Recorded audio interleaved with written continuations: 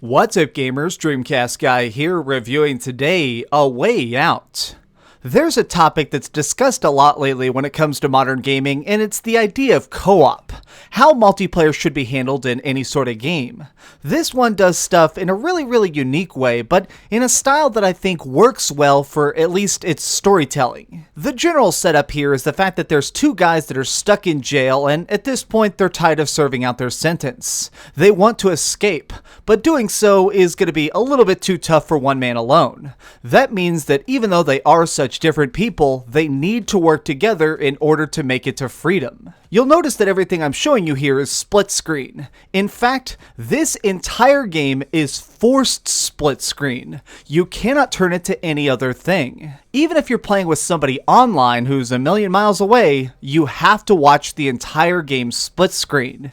Now, that might seem a little bit odd, but it actually serves a really important purpose. What your teammate is doing is really vital to making sure you don't get caught. You're going to be doing all sorts of sneaking and plotting, from going through the woods and trying to choke out some guards to just trying to go through a river. Each part of this game is all about planning and also communication. You need to talk to your partner. You need to try and really kind of verbalize what you're going to do next. So obviously right here you're seeing us go down this river, and we are constantly having to chatter back and forth to plan left side or right side, because if we even tap these rocks, it is going to scrape our very delicate boat, which means that, as you can see, we're constantly having to yell at each other, left, right, to make sure that we're moving along at a pace that isn't going to completely destroy us. Something this game does really well is the idea of constantly trying to catch you off guard. It switches camera angles. 99% of the time it's your typical vertical split screen, but occasionally it will just completely throw that out the window and do a zoomed out scene where you're running through a construction yard and you're both playing on the same screen, or times like this, where suddenly Leo gets the entire screen so he can try and fight off a couple security guards, while simultaneously it'll switch over and suddenly I'm climbing out of a vent and looking for a window. Now, these moments are absolutely awesome because the game keeps trying to surprise you. You really need to try and just sit back and take it like a roller coaster, because if you try and guess what's going to happen next, you're going to screw up. In every little problem you encounter, it's best to try and be as open-minded as possible and actually talk out each situation with your partner, especially when it comes to the decision points. There are several big branching paths throughout the story, and these basically come down to deciding if you want to handle it one way or the other. Vincent's way, which is typically very calm and controlled, trying to handle things in a very non-violent way.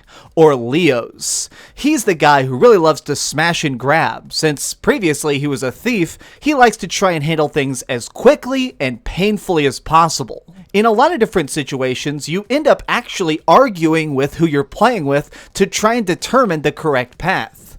Do you want to steal a car and try and smash your way through a police checkpoint, or sneak underneath a bridge? If you're robbing a gas station, do you want to shoot it up or just try and sneak in and ask for the money? These moments are probably supposed to make it feel like you're creating your own tale within this, but they don't quite land. There is one major issue with this game that I have to point out, and it's that, in general, I don't feel like the characters ever truly come alive.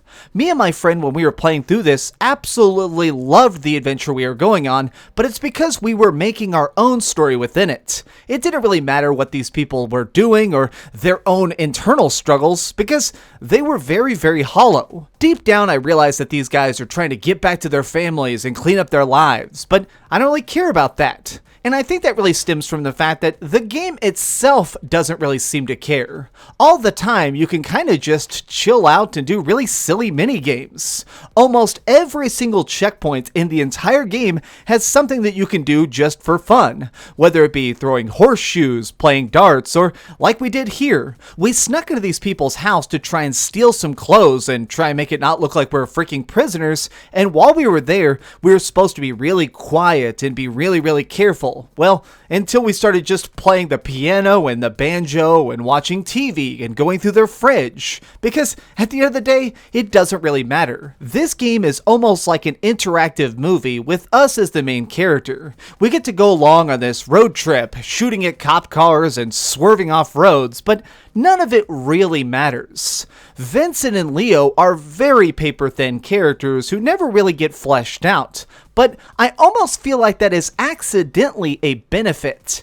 Instead of these being heroes and villains that I have to worry about the consequences of, it instead felt more like costumes I got to put on. I was Vincent, and the decisions I made were as positive or as negative as I wanted them to be. My buddy Nick was Leo, and when he decided to do something extremely violent, I didn't worry about it being morally wrong or if Leo would feel bad about it later, because this world is just so paper thin. When it really comes down to it, A Way Out is probably one of the best co-op games ever made, but it doesn't mean it's actually a great story. It's certainly one of those experiences that you should sit down with a real-life friend and go through together. The entire game can easily be finished in about 6 hours, and in that time, we had a blast with this. Me and my friend were really excited for each new big scene, because while we didn't really care about how these characters turned out, getting in big shootouts and trying to sneak through hostile territory was still exciting.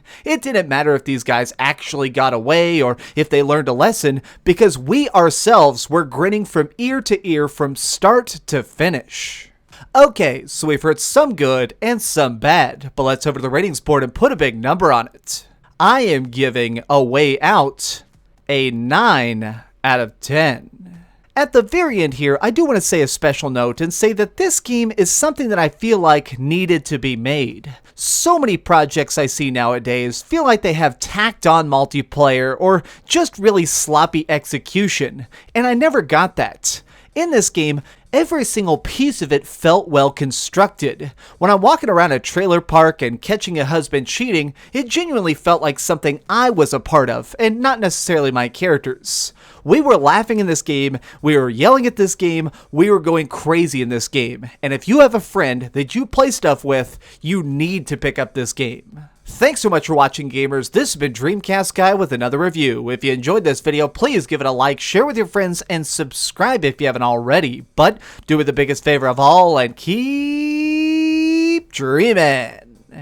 And maybe break out of prison. I mean, I'm not telling you to do that, but if you randomly get in prison, apparently you can just chisel out behind a toilet and you're good. Just sneak out behind the toilet. Nobody will ever suspect it. Oh, hey. I was just playing a little bit of Grand Theft Auto on my Darth Vader PSP. Are you curious what I'm going to come out with next? Well, if you click this button, you'll be subscribed to be the first to know. Also, if you click over here and here, you can see my latest review and my latest top 10. I promise, it was super good. Or it was really bad and I'm sure you can just make fun of me in the comments. Either way, it'll be a lot of fun. Thanks so much for watching.